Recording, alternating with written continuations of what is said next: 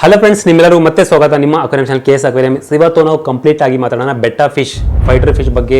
ಯಾವ ಥರ ಅವ್ರಿಗೆ ನೋಡ್ಕೊಬೇಕು, ಯಾವ ಥರ ಕೇರ್ ಮಾಡಬೇಕು, ಟ್ಯಾಂಕ್ ಮೇಟ್ಸ್ ಯಾವ ಥರ ಸೆಟಪ್ ಕೊಡಬೇಕು, ಯಾವ ಟ್ಯಾಂಕ್ ಮೇಟ್ಸ್ ನಾವು ಜೊತೆಗೆ ಬಿಡ್ಬೋದು, ಮತ್ತು ಟ್ಯಾಂಕ್ ಸೆಟಪ್ ಯಾವ ಥರ ಇಡಬೇಕು, ಮತ್ತು ಚಳಿಗಾಲದಲ್ಲಿ ಬಿಸಿಲಿಗಾಲದಲ್ಲಿ ಅದಕ್ಕೆ ಹೀಟ್ರ್ ಕೊಡೋಕ್ಕಾಗಲ್ಲ, ಆ ಸಮಯದಲ್ಲಿ ಯಾವ ಥರ ಅವ್ರನ್ನ ಹೀಟ್ ಕೊಡಬೇಕು, ಇದೆಲ್ಲ ಡೀಟೇಲ್ಸ್ ಆಗಿ ನಾವು ಕಂಪ್ಲೀಟ್ ಆಗಿ ಬೆಟ್ಟಾ ಬಗ್ಗೆ ಇವತ್ತು ಮಾತಾಡೋಣ. ಸೊ ಬನ್ನಿ ವಿಡಿಯೋ ಸ್ಟಾರ್ಟ್ ಮಾಡೋಣ. ಸೊ ಬೆಟ್ಟಾ ಫಿಶ್ ಬಂದು ಭಾಳಷ್ಟು ಸುಂದರವಾದ ಮೀನು, ಭಾಳಷ್ಟು ಈಸಿ ಟು ಕೇರ್ ಅಂತ ಹೇಳ್ಬೋದು. ಯಾಕಂದರೆ ಎಲ್ಲ ಅಕ್ವೇರಿಯಂ ಶಾಪಲ್ಲಿ ನೋಡೋಕೆ ಸಿಗುತ್ತೆ, ಅಫೋರ್ಡಬಲ್ ಪ್ರೈಸಲ್ಲಿ ಸಿಗುತ್ತೆ.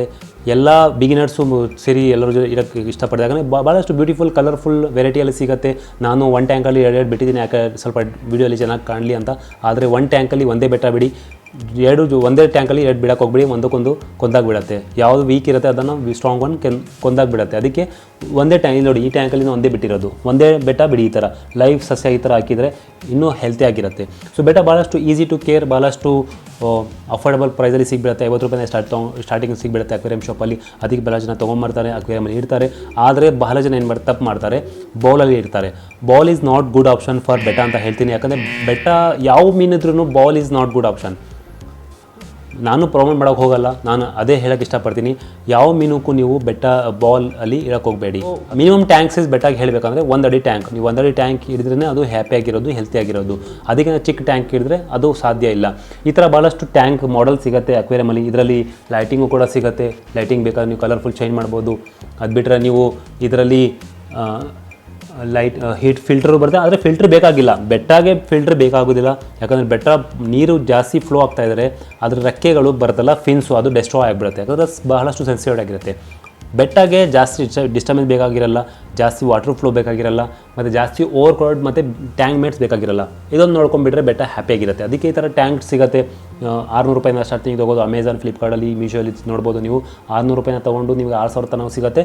ನಿಮಗೆ ಅಫೋರ್ಡಬಲ್ ಕಾಸ್ಟ್ ಯಾವ ಥರ ಇರುತ್ತೆ ತೊಗೊಬೋದು. ಇದು ನಾನು ತೊಗೊಂಡಿರೋ ಟ್ಯಾಂಕು 2000 ರೂಪಾಯಿ.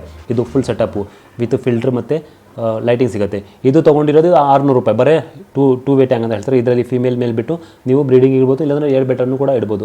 ಇದು ಲೈಟಿಂಗ್ ಸಪ್ರೇಟು ನಾನು ತೊಗೊಂಡಿರೋದು, ಅದು ಬಿಡಿ. ಈ ಥರ ನೀವು ಟ್ಯಾಂಕ್ ಸಿಗುತ್ತೆ ತೊಗೊಬೋದು. ಬೌಲಲ್ಲಿ ಇರೋದು ಚೆನ್ನಾಗಲ್ಲ, ಗ್ಲಾಸಲ್ಲಿ ಇರೋದು ಅದು ಚೆನ್ನಾಗಲ್ಲ, ಮತ್ತು ಬೇರೆ ಫಿಶಸ್ ಜೊತೆ ಬಿಡೋದು ಅದು ಚೆನ್ನಾಗಲ್ಲ. ಸೊ ಈ ಥರ ನೋಡ್ಕೊಬೇಕು.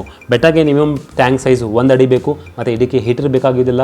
ಚಳಿಗಾಲದಲ್ಲಿ ಮಳೆಗಾಲದಲ್ಲಿ ಯಾವ ಕಾಲಕ್ಕೂ ಇದು ಹೀಟರ್ ಬೇಕಾಗಿಲ್ಲ. ಯಾಕಂದರೆ ಇದು ರೆಕ್ಕೆಗಳು ಜಾಸ್ತಿ ದೊಡ್ಡ ಬರುತ್ತೆ.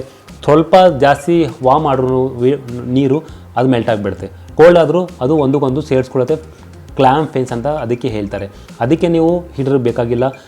ಚಳಿಗಾಲದಲ್ಲಿ ಮಳೆಗಾಲದಲ್ಲಿ ಏನಾದರೂ ಜಾಸ್ತಿ ಕೋಲ್ಡ್ ಆಗ್ತದೆ ನೀರು, ನೀವು ಕಿಟಕಿ ಹತ್ರ ಮತ್ತು ಅದರ ಡೋರ್ ಹತ್ರ ನೀವು ಅಕ್ವೇರಿಯಂ ಹಿಡ್ದಿದ್ರೆ ಅಲ್ಲಿಂದ ಶಿಫ್ಟ್ ಮಾಡಿಬಿಡಿ. ಟೆಂಪ್ರರಿ ಪರ್ಪಸ್ಗೆ ಶಿಫ್ಟ್ ಮಾಡಿಬಿಟ್ಟು ರೂಮಲ್ಲಿ ಅಥವಾ ಯಾರಾದರೂ ವಾಮ್ ಏರಿಯಲ್ಲಿ ಇಟ್ಬಿಟ್ರೆ ಸಾಕು. ಇಲ್ಲಾಂದರೆ ಹ್ಯಾಂಗಿಂಗ್ ಲೈಟ್ ಬರುತ್ತೆ. ಆ ಥರ ಹ್ಯಾಂಗಿಂಗ್ ಲೈಟ್ ಕೊಟ್ಟರು ಅದಕ್ಕೆ ಕೇರ್ ಮಾಡ್ಬೋದು, ಹೀಟ್ ಮಾಡ್ಬೋದು. ಆ ಥರ ನೋಡ್ಕೊಂಡ್ಬಿಟ್ರೆ ಹೀಟ್ ಕೊಡೋಂಗಿಲ್ಲ. ಸೊ ಅದ್ರ ಬದಲು ನೀವು ಡೆಕೋರೇಷನ್ ಯಾವ ಥರ ಇಡಬೇಕು ಅಕ್ವೇರಿಯಮಲ್ಲಿ. ಈ ಥರ ಸಸ್ಯಗಳು, ಲೈವ್ ಸಸ್ಯಗಳು ಈ ಥರ ಏನಾಗುತ್ತೆ, ಇದು ಆಕ್ಸಿಜನ್ ಕೊಡುತ್ತೆ. ಮುಂದೆ ಓಪನ್ ಆಗಿ ಬಿಟ್ಟರೆ ಅಕ್ವೇರಿಯಮಲ್ಲಿ ಬೆಟ್ಟ ಮೀನು ಏನೂ ಇರಲ್ಲ. ಸರೌಂಡಿಂಗಲ್ಲಿ ಅಲ್ಲೇ ಸ್ವಿಮ್ ಮಾಡಿ ಮಾಡಿ ಮಾಡಿ ಬೋರ್ ಆಗಿಬಿಡುತ್ತೆ, ಸ್ಟ್ರೆಸ್ ಆಗಿಬಿಡುತ್ತೆ. ಅದಕ್ಕೆ ಒಂದು ಲೈವ್ ಸಸ್ಯ ಅಥವಾ ಏನಾದರೂ ಡೆಕೋರೇಷನ್ ಏನಾದರೂ ಪ್ಲೇ ಐಟಮ್ ಇದ್ದರೆ ಅದಕ್ಕೆ ಸರೌಂಡಿಂಗ್ ಈಜಾಡ್ತಾ ಇರುತ್ತೆ, ಪ್ಲೇ ಥರ ಒಂದು ಡೆಕೋರೇಷನ್ ಎಂಟರ್ಟೈನ್ಮೆಂಟ್ ಥರನೂ ಅವ್ರಿಗೆ ಸಿಗುತ್ತೆ. ಅದಕ್ಕೆ ಲೈವ್ ಸಸ್ಯ ಇದ್ದರೆ ಒಳ್ಳೆಯದು. ನ್ಯಾಚುರಲ್ ಸೆಟಪ್ಪು ಕೂಡ ಸಿಗುತ್ತೆ, ಮತ್ತು ಆಕ್ಸಿಜನ್ಸು ಕೂಡ ಅದಕ್ಕೆ ಸಪ್ರೇಟಾಗಿ ಸಿಗುತ್ತೆ. ನೀವು ಏರ್ ಪಂಪು ಮತ್ತು ಏರ್ ಸ್ಟೋನು ಏನೂ ಸಪ್ರೇಟ್ ಕೊಡೋಂಗೆ ಬೇಕಾಗಿಲ್ಲ. ಅದಕ್ಕೆ ಲೈಟಿಂಗ್ ಬೇಕಾದರೆ ನೀವು 6 ಗಂಟೆ 8 ಗಂಟೆ ನಿಮಗೆ ಎಷ್ಟು ಬೇಕಾದೋ ಯೂಸ್ ಮಾಡ್ಬೋದು. ಅದು ಇಂಪಾರ್ಟೆಂಟ್ ಅಲ್ಲ. ಲೈವ್ ಪ್ಲಾಂಟ್ಸ್ ಹಾಕಿದರೆ ಅದಕ್ಕೆ 8 ಗಂಟೆ ನೀವು ಲೈಟಿಂಗ್ ಯೂಸ್ ಮಾಡಲೇಬೇಕು. ಇಲ್ಲಾಂದರೆ ನೀವು ವಿತೌಟ್ ಲೈಟಿಂಗು ಕೂಡ ಇವ್ರಿಗೆ ಇಡ್ಬೋದು. ಮತ್ತು ನೀರು ಯಾವುದು ಯೂಸ್ ಮಾಡಬೇಕು ಅದು ಇಂಪಾರ್ಟೆಂಟ್. ಯಾಕಂದರೆ ನೀರು ಚೆನ್ನಾಗಿದ್ರೆ ಅದ್ರ ಲೈಫು ಕೂಡ ಚೆನ್ನಾಗಿರುತ್ತೆ. ನೀರು ಚೆನ್ನಾಗಿಲ್ಲ ಅಂದರೆ ಬೆಟ್ಟ ಲೈಫು ಕೂಡ ಚೆನ್ನಾಗಿರೋದಿಲ್ಲ. ಅದಕ್ಕೆ ಬೆಟ್ಟ ಫಿಶ್ ಚೆನ್ನಾಗಿ ಬೇಕಂದರೆ ನೀವು RO ವಾಟರೇ ಯೂಸ್ ಮಾಡಿ. ನಾವು ಕುಡಿಯೋ ನೀರು, ಫಿಲ್ಟರ್ ನೀರು ಬರುತ್ತಲ್ಲ ಅದೇ ಯೂಸ್ ಮಾಡಿ. ನಾರ್ಮಲ್ ನೀವು TDS ವಾಟರು, ನಲ್ಲಿ ನೀರು ಮತ್ತು ಅಥವಾ ಮುನ್ಸಿಪಾಲ್ಟಿ ನೀರು ಹಾಕಿದರೆ ಅದರಲ್ಲಿ TDS ಜಾಸ್ತಿ ಇರುತ್ತೆ. TDS ಜಾಸ್ತಿ ಆದರೆ ಏನಾಗುತ್ತೆ, ಈ ಮೀನು ಬರ್ತಾ ಕಪ್ಪಾಗಿಬಿಡತ್ತೆ. ಭಾಳ ಸುಂದರವಾಗಿ ಕಾಣ್ತಾ ಇರುತ್ತೆ. ಆದರೆ ಬರ್ತಾ ಏನಾಗುತ್ತೆ, ಕಪ್ಪಾಗಿಬಿಡತ್ತೆ, ಸ್ಟ್ರೆಸ್ ಆಗಿಬಿಡತ್ತೆ. ಒಂದೇ ಕಡೆ ಕೂತ್ಕೊಂಡು ಸತ್ತೋಗ್ಬಿಡತ್ತೆ. ಮಿನಿಮಮ್ ಇದಕ್ಕೆ ಲೈಫ್ ಸ್ಪ್ಯಾನ್ ಅಂದರೆ ಹೇಳ್ಬೋದು, ಇದು 4 ವರ್ಷ ತನಕ ಇದು ಜೀವಿಸುತ್ತೆ. ನೀವು ಪ್ರಾಪರ್ ಕೇರ್ ನೋಡ್ಕೊಂಡ್ಬಿಟ್ರೆ, ಪ್ರಾಪರ್ ಇನ್ನು ಏನು ಕೊಡಬೇಕು ವಸ್ತುಗಳನ್ನು ನೋಡ್ಕೊಂಡ್ಬಿಟ್ಟು ಪ್ರಾಪರ್ ಸೆಟಪ್ ಕೊಟ್ಟರೆ 4 ವರ್ಷ ತನಕ ಈ ಬೆಟ್ಟ ಆರಾಮಾಗಿರುತ್ತೆ. ಅದಕ್ಕೆ ನೀವು ಏನು ಮಾಡಬೇಕು, RO ವಾಟರೇ ಯೂಸ್ ಮಾಡಬೇಕು. RO ವಾಟರ್ ಕೊಟ್ಟರೆ ಇದು ಅಷ್ಟು ಹೆಲ್ತಿಯಾಗಿರುತ್ತೆ, ಹ್ಯಾಪಿಯಾಗಿರುತ್ತೆ. ಮತ್ತು ನೀರಿಂದ ಅದಕ್ಕೆ ಏನೂ ಪ್ರಾಬ್ಲಮ್ ಆಗೋದಿಲ್ಲ, ಕಪ್ಪು ಆಗೋದಿಲ್ಲ, ಅದೇ ಕಲರ್ ಇರುತ್ತೆ. ಸೊ ಅದ್ರ ಬದಲು ಅದ್ರ ಜೊತೆಗೆ ನೀವು ಕಟ್ಟಪ್ ಲೀವ್ಸ್ ಅಂತ ಬರುತ್ತೆ, ಡ್ರೈ ಆಲ್ಮಂಡ್ ಲೀವ್ ಅಂತ ಹೇಳ್ತಾರೆ. ಅದನ್ನು ಹಾಕ್ಬಿಟ್ರೆ ಅಕ್ವೇರಿಯಮಲ್ಲಿ ನೀರು ಬಂದು ಸ್ವಲ್ಪ ಕಪ್ಪಾಗಿಬಿಡುತ್ತೆ. ಆದರೆ ಫಿಶಸ್ಗೆ ಒಳ್ಳೇದದು. ನೀವು ಕಪ್ಪಾಗಬಾರ್ದು ಇದೇ ಥರ ಕಾಣಬೇಕು ಅಂದರೆ ಓಕೆ, ನೋ ಪ್ರಾಬ್ಲಮ್. ಇಲ್ಲಾಂದರೆ ಕಪ್ಪಾದ್ರೂ ಪರವಾಗಿಲ್ಲ, ನೀರು ಬಹಳ ಮೀನಿನ ಹೆಲ್ತ್ ಬಹಳ ಮುಖ್ಯ ಅಂದರೆ ನೀವು ಒಂದು ಡ್ರೈ ಆಲ್ಮಂಡ್ ಲೀವ್ ಹಾಕ್ಬಿಡಿ. ಅದರಿಂದ ನೀರು ಕಪ್ಪಾಗುತ್ತೆ, ಆದರೆ ಫಿಶಸ್ ಹೆಲ್ತಿ ಆಗಿರುತ್ತೆ. ಯಾಕಂದರೆ ಅದು ನ್ಯಾಚುರಲ್ ಎನ್ವಿರಾನ್ಮೆಂಟ್ ಸಿಗುತ್ತೆ. ಟ್ಯಾನೀಸ್ ಬರುತ್ತಲ್ಲ, ಅದು ಟ್ಯಾನೀಸ್ ಫಿಶಸ್ಗೆ ಹೆಲ್ಪ್ ಮಾಡುತ್ತೆ ಸ್ಟ್ರೆಸ್ ಫ್ರೀ ಆಗೋಕ್ಕೆ ಮತ್ತು ಹೆಲ್ತಿಯಾಗಿ ಗ್ರೋ ಆಗೋಕ್ಕೆ. ಸೊ ಟ್ಯಾಂಕ್ ಮೇಟ್ಸ್ ಹೇಳಬೇಕಂದ್ರೆ ಟ್ಯಾಂಕ್ ಮೇಟ್ಸ್ ಯಾವುದೂ ಇಲ್ಲ. ಯಾಕಂದರೆ ಈ ಮೀನು ಅಗ್ರೆಸಿವ್ ಮೀನು, ಬೇರೆ ಫಿಶಸ್ ಜೊತೆ ಇದು ಹಿಡಿದ್ರೆ ಅದೇನಾಗುತ್ತೆ, ಒಂದಕ್ಕೊಂದು ಅಟ್ಯಾಕ್ ಮಾಡಿ ಕೊಂದೋಗ್ಬಿಡ್ತಾರೆ. ಯಾವುದು ವೀಕ್ ಇರುತ್ತೆ ಅದನ್ನು ಸ್ಟ್ರಾಂಗ್ ಒನ್ ಕೊಂದೋಗ್ಬಿಡುತ್ತೆ. ಯಾಕಂದರೆ ಇದು ತಮ್ಮ ಟ್ಯಾಂಕಲ್ಲಿ ಬೇರೆ ಮೀನು ಇಡೋಕ್ಕೆ ಇಷ್ಟಪಡೋದಿಲ್ಲ. ನಮ್ಮ ಮನೇಲಿ ಯಾರೂ ಬರಬಾರ್ದು ಆ ಥರ ಇವ್ರ ಯೋಚನೆ ಇರುತ್ತೆ, ಅಗ್ರೆಸಿವ್ ಇರುತ್ತೆ. ಅದಕ್ಕೆ ನೀವು ಒಂದು ಟ್ಯಾಂಕಲ್ಲಿ ಒಂದೇ ಇಡಿ. ಫಿಮೇಲು ಕೂಡ ನೀವು ಬ್ರೀಡಿಂಗ್ ಮಾಡೋ ಟೈಮಲ್ಲೇ ಇಡಬೇಕು 3-4 ದಿನ. ಅದಾದ್ರೂ ಲಾಂಗ್ ಟೈಮ್ ಇಡೋಕ್ಕಾಗಲ್ಲ. ಲಾಂಗ್ ಟೈಮ್ ಇಡೋದೇನಾಗುತ್ತೆ, ಫೀಮೇಲ್ಗೆ ಮೇಲ್ ಯಾವಾಗಲೂ ಮೀಟಿಂಗ್ ಮಾಡೋಕ್ಕೆ ಪ್ರಯತ್ನ ಮಾಡ್ತಾ ಇರ್ತದೆ ಡೈಲಿ. ಫೀಮೇಲ್ ಸ್ಟ್ರೆಸ್ ಆಗಿಬಿಟ್ಟು ಸಟ್ಟೋಗ್ಬಿಡುತ್ತೆ. ಸೊ ಅದೇ ಥರ ನೀವು ಯಾವಾಗಲೂ ಬರೀ ಮೇಲೆ ಇಡಿ. ನಿಮ್ಮ ಹತ್ರ ಒಂದು ಮೇಲೆ ನಾವು ಟ್ಯಾಂಕ್ ಮೇಟ್ಸ್ ಇಡಲೇಬೇಕು, ಬರೀ ಒಂದು ಮೀನು ಇಡೋಕ್ಕಾಗಲ್ಲ ಅಂದರೆ ಮಿನಿಮಮ್ ಟ್ಯಾಂಕ್ ಸೈಜ್ 1.5 ಟ್ಯಾಂಕ್ ಇದ್ದರೆ ನಿಮ್ಮ ಹತ್ರ 1.5 ಟ್ಯಾಂಕ್ ಹಿಡಿದು ಅದರಲ್ಲಿ ಲೈವ್ ಪ್ಲಾಂಟ್ಸು, ಲೈವ್ ಸಸ್ಯಗಳು ಹಾಕಿ, ಹೈಡಿಂಗ್ ಪ್ಲೇಸ್ ಹಾಕಿ, ಮತ್ತು ಡೆಕೋರೇಷನ್ ಆದ್ರ ಮೇಲೆ, ಯಾಕಂದರೆ ಅದು ಬಚ್ಚುಕೊಳ್ಳೋ ಇಷ್ಟೆಲ್ಲ ಕೊಡುತ್ತೆ ಬೇರೆ ಮೀನಿಗೆ ಅಟ್ಯಾಕ್ ಮಾಡೋಕೆ ಹೋದರೆ ಈ ಮೀನು. ಆ ಟೈಮಲ್ಲಿ ನೀವು ಆ ಸಮಯದಲ್ಲಿ ಮೌಂಟೇನ್ ಮೀನು ಬರುತ್ತೆ, ಹಾರ್ಲಿಕನ್ ರಸ್ಬೋರಸ್ ಬರುತ್ತೆ, ಜೇಬ್ರಾ ಡಾನ್ಯೂಸ್ ಬರುತ್ತೆ. ಅದು ಬಿಟ್ಟರೆ ನೀವು ಸ್ಮಾಲ್ ಡಾನ್ಯೂಸ್, ಸ್ಮಾಲ್ ಟೆಟ್ರಾಸ್, ದೊಡ್ಡ ಟೆಟ್ರಾಸ್ ಅಲ್ಲ, ಕಲರ್ಫುಲ್ ಟೆಟ್ರಾ ಬರ್ತಾರೆ ಅದಲ್ಲ, ಸ್ಮಾಲ್ ಟೆಟ್ರಾ ಬರ್ತಲ್ಲ, ಆ ಮೀನುಗಳು ಇವ್ರ ಜೊತೆಗೆ ಇಡ್ಬೋದು. ಶ್ರೀಮ್ಸ್ ಹೊಡಕ್ಕೆ ಹೋಗ್ಬಿಡಿ. ಬಹಳ ಜನ ಏನು ಮಾಡ್ತಾರೆ, ಶ್ರೀಮ್ಸ್ ಇಡ್ಬೋದು ಅದ್ರ ಜೊತೆಗೆ ಅಂತ ಕೇಳ್ತಾರೆ. ಶ್ರೀಮ್ಸ್ ಸಿಕ್ಕಿದ್ರೆ ಅದನ್ನು ಇದು ತಿಂದಾಗ್ಬಿಡತ್ತೆ ಬೆಟ್ಟ ಮೀನು.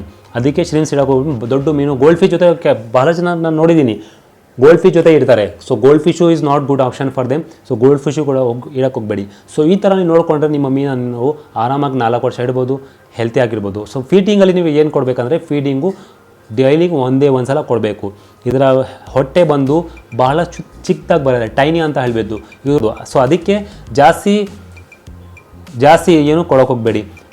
ಬರೀ ಸ್ಮಾಲ್ ಪೆಲೆಟ್ಸ್ ಬರುತ್ತಲ್ಲ, ಇದಕ್ಕೋಸ್ಕರ ಸ್ಮಾಲ್ ಪೆಲೆಟ್ಸ್ ಬರುತ್ತೆ ಏಂಜಲ್ ಫಿಶ್ ಕೂಡ. ಯಾಕಂದರೆ ಅವ್ರ ಮೌತು, ಅವ್ರ ಬಾಯಿ ಬರುತ್ತಲ್ಲ ಬಹಳ ಚಿಕ್ಕದು, ಆ ಬಾಯಿಗೆ ಫಿಟ್ ಆಗುವಷ್ಟೇ ನೀವು ಪೆಲೆಟ್ಸ್ ಕೊಡಬೇಕು.